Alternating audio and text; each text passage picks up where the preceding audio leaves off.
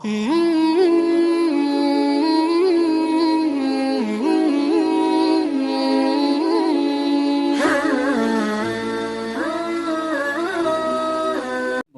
کے اندر جو آج سماج میں جو برائی پائی جاتی ہے، یہ برائی کسی غیر مسلم میں کل تک دیکھے جاتے تھے، لیکن آج مسلمانوں کے اندر یہ سب برائی پائی جاتی ہے۔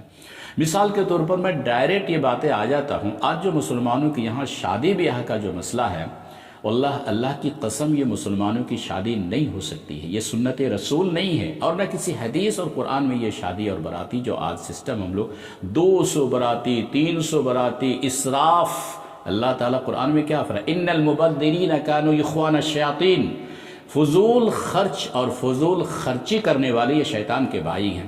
آج ایک مسلمان برائے نام مسلمان ہے، لیکن کسی غریب کو 2 روپیہ وہ دینے یا نہیں دیتے ہیں، لیکن شادی بیاہ کے موقع پر ان کے یہاں جو خرچ ہے، جو اسراف ہے، قیامت کے دن اللہ کے رسول صلی اللہ علیہ وسلم کی بڑی پیاری حدیث ہے، حدیث جس کے راوی حضرت عبداللہ بن مسعود رضی اللہ تعالی عنہ ہیں، اور حدیث ترمذی میں ہے، حدیث نمبر 2416۔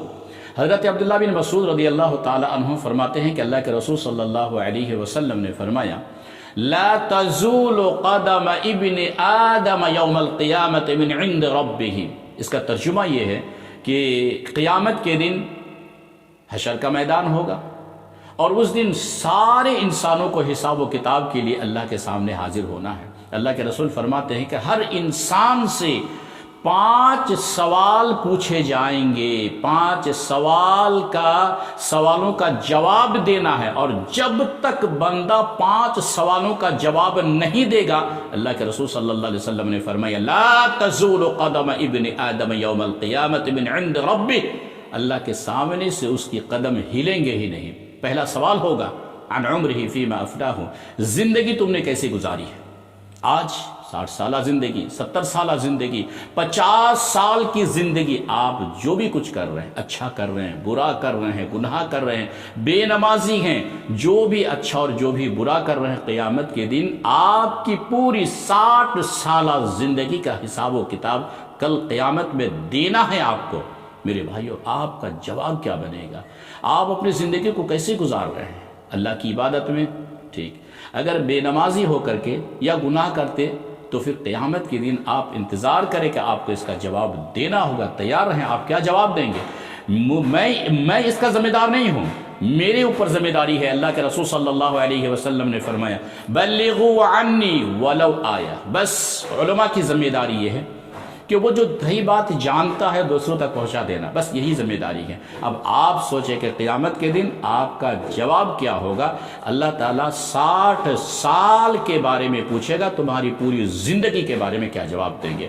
جو اس حدیث میں جو میرا جو اصل موضوع ہے، یا جو موضوع کے تحت جو محل استشہاد ہے، کہ اس کا تیسرا سوال ہوگا، وَمَالِهِ مِنْ أَيْنَ اكْتَسَبَهُ، مال کہاں سے کمایا تھا؟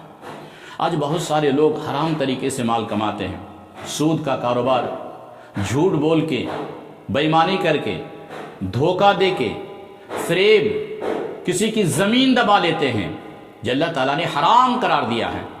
یا ایھا الذین آمنوا لا تأکلوا اموالکم بینکم بالباطل، باطل طریقے سے کسی کا مال ہڑپ کے نہ کھاؤ، اللہ نے اس کو حرام قرار دیا ہے۔ آپ اور ہم اگر اس دنیا میں حرام طریقے سے مال کماتے ہیں، یہاں تو کوئی پوچھنے والا نہیں ہے، لیکن قیامت کے دن اللہ کے دربار میں ہم اور آپ کو کھڑا ہونا ہے۔ حرام طریقے سے مال کمانے والے وہ سوچ لے کہ قیامت کے دن اس کا جواب کیا ہوگا۔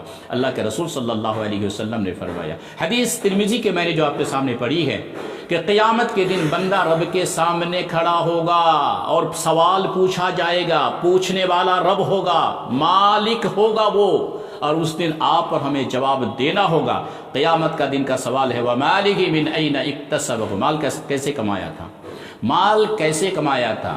کمانے کا ذریعہ کیا تھا؟ حرام طریقے سے یا حلال طریقے سے؟ قیامت کے دن جواب دینا ہوگا، آپ تیار رہیں، اس کا آپ کا جواب کیا بنے گا، کیا جواب دیں گے آپ؟ اچھا، آج انسان مال غلط راستے پہ خرچ کرتے ہیں۔ خرچ کرنے کا اللہ تعالیٰ نے ایک ذریعہ اور ایک اصول مقرر کر دیا۔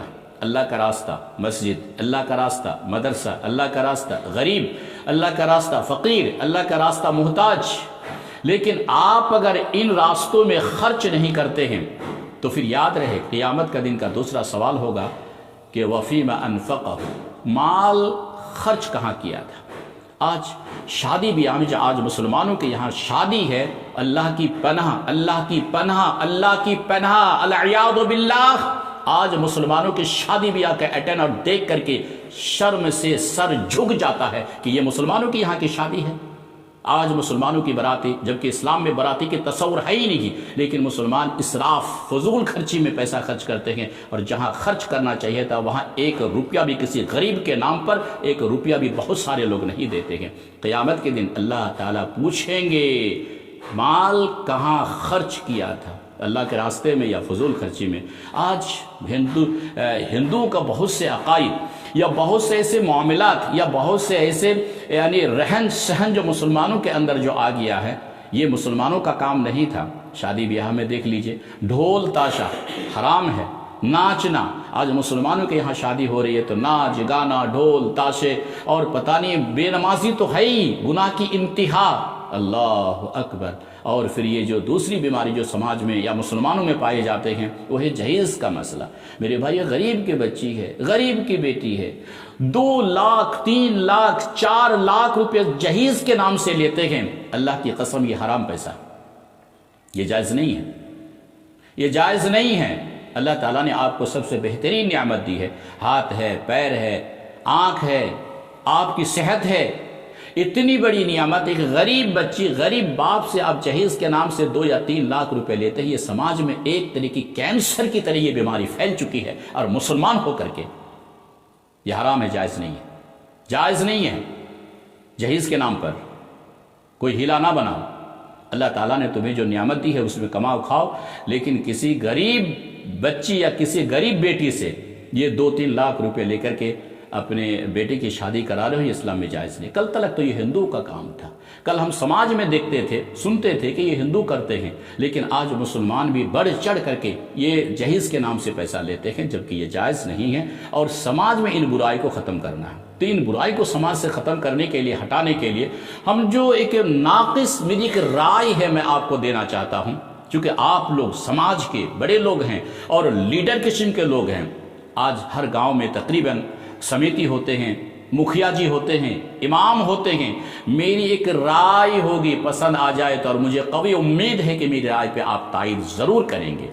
آج اگر سماج میں جو امام صاحب ہے، خطیب صاحب ہے، مکھیا ہے، سرپنچ ہے، گاؤں کے جو بڑے لیڈر قسم کے لوگ ہیں، منڈل ہے، سردار ہے، یہ کئی لوگ مل کر کے ایک کمیٹی آپ بنائیں کہ بھائی کسی گھر میں اگر کوئی جہیز لے رہا ہے یا کسی سے پیسہ وصول رہا ہے یا سود کے کاروبار کر رہا ہے یا سود کھاتا ہے یا بے نمازی ہے یا گاؤں میں سماج میں کوئی ایسے برا کام کر رہا ہے، اگر کوئی اس طرح کر رہا ہے تو آپ ایک مل کر کے، مکھیا، سرپنچ، امام، سارے مل کر کے ایک دبنگ آدمی، مضبوط آدمی، پیسے والے آدمی، جو آپ پیسے، جو گاؤں میں آپ کی عزت احترام ہے، ایسے کمیٹی بنائیے اور ان برائیوں کو خاتمہ کیجیے۔ کیسے؟ امام صاحب سے آپ بات طے کر لیجئے کہ آپ کسی کی جنازہ نہیں پڑھائیں گے، یا پھر آپ کسی کی شادی بھی ہے جو جہیز لیتا ہے تو ایسے لوگوں کی شادی نہیں پڑھائیں گے۔ امام صاحب مضبوط ہو جائے، امام کو مضبوط کر لیجئے، مکھیا جی چونکہ ان کے پاس سرکاری پاور ہوتا ہے، تو آپ یہ سب مل کر کے اگر یہ بات طے کر لے، کمیٹی بنا لے کہ بھائی سماج میں جو برائی ہے، اس گاؤں میں جو برائی ہے، جو جہیز لے گا یا جو فضول خرچی کرے گا یا جو دارو پیے، شراب پیے، بے نمازی ہو، تو ان کی شادی بیاہ یا پھر ان کے جنازے میں ہم شامل نہیں ہوں گے، یا امام صاحب یہ عہد کرے کہ بھائی اس کے جنازے ہم نہیں پڑھائیں گے، یا ان کی بیٹی کی شادی یا بیٹے کی شادی ہم نہیں پڑھائیں گے۔ تو اس طرح کرنے سے سماج ممکن ہے کہ انشاءاللہ بإذن اللہ وہ ٹھیک ہو جائے، اور یہ ذمہ داری ہے، کرنا پڑے گا، کرنا پڑے گا، آپ ذمہ دار ہیں، اور نہیں تو قیامت کے دن انتظار رہے کہ قیامت کے دن آپ سب سے بحیثیت ذمہ دار، آپ گاؤں کے منڈل ہیں، آپ مکھیا جی ہیں، آپ سرپنچ صاحب ہیں، آپ امام صاحب ہیں، قیامت کے دن ان تمام کو اللہ تعالیٰ ایک سوال پوچھیں گے، کلکم راعین وکلکم مسئول عن رعیتہ، ہر شخص ذمہ دار ہے۔ ایک گھر کا گارجن باپ ہے تو وہ ذمہ دار ہے، گھر کا وہ ذمہ دار ہے، اور ان کو ذمہ داری کے بارے میں پوچھا جائے گا۔ امام صاحب، وقت کا حاکم، مکھیا، سرپنچ، یہ گاؤں کے جو ذمہ دار قسم کے لوگ ہیں ان گاؤں کی ذمہ داری اس پر ہے، اور اس کے بارے میں قیامت کے دن پوچھا جائے گا کہ تمہارے رہتے ہوئے تمہارے سماج میں برائی ہو رہی تھی، تم نے کیا کیا، کیا کیا، اس کا جواب دینا ہوگا۔ اسی لیے گاؤں میں جو ذمہ دار قسم کے لوگ ہیں، گاؤں کو اچھا کرنا، ان کو اچھائی کی دعوت دینا، یہ گاؤں والے اور مکھیا سرپنچ ان کی ذمہ داری ہے۔ تو بس یہی چند باتوں سے ہم اپنی بات یہیں تک رکھتے ہیں کہ اللہ تعالیٰ سے دعا ہے کہ اللہ تعالیٰ ہمیں اچھے عمل کرنے کی توفیق عطا فرمائے۔ سماج میں جو برائی چل رہی ہے، یہ جہیز کا یا کسی اور کا، ان برائیوں کو خاتمہ ہمیں ضرور کرنا چاہیے، ورنہ آنے والے دنوں میں غریب بچیاں یوں ہی رہ جائیں گی جس کی شادی ممکن نہیں ہے۔ پیسے کہاں سے لائیں گے؟ پیسہ نہ ہوگا، نہ ان کے گھر میں شادی ہوگی۔ آج طرح طرح اخبار میں سنتے، ٹی وی میں دیکھتے ہیں، لکھتے ہیں، پڑھتے ہیں، آج فیس بک وغیرہ میں دیکھتے ہیں، یوٹیوب وغیرہ میں دیکھتے ہیں، بہت سی لڑکیاں خودکشی کر رہی ہیں۔ ابھی حال میں کچھ دن پہلے گجرات کی وہ لڑکی، میری بہنیں، آپ نے سنا ہوگا، آپ نے دیکھا ہوگا۔ کیا اس کا ذمہ دار کون ہے؟ ہر مسلمان اس کا ذمہ دار ہے۔ جو جہیز کی وجہ سے ندی میں کود کر کے وہ خودکشی کر رہی ہے، اس کا ذمہ دار کون ہے؟ یہ مسلمان ہے۔ اور جہیز کا مسئلہ ہے، یہ پیسے کا مسئلہ ہے۔ سماج سے اس برائی کو ہٹائیے، اور یہ سارے مل کے ان برائی کو ہٹانا ضروری ہے۔ اور انہی چند باتوں کے ساتھ میں انشاءاللہ پھر اگلے درس آپ کے سامنے ہم رکھیں گے۔ السلام علیکم ورحمۃ اللہ وبرکاتہ۔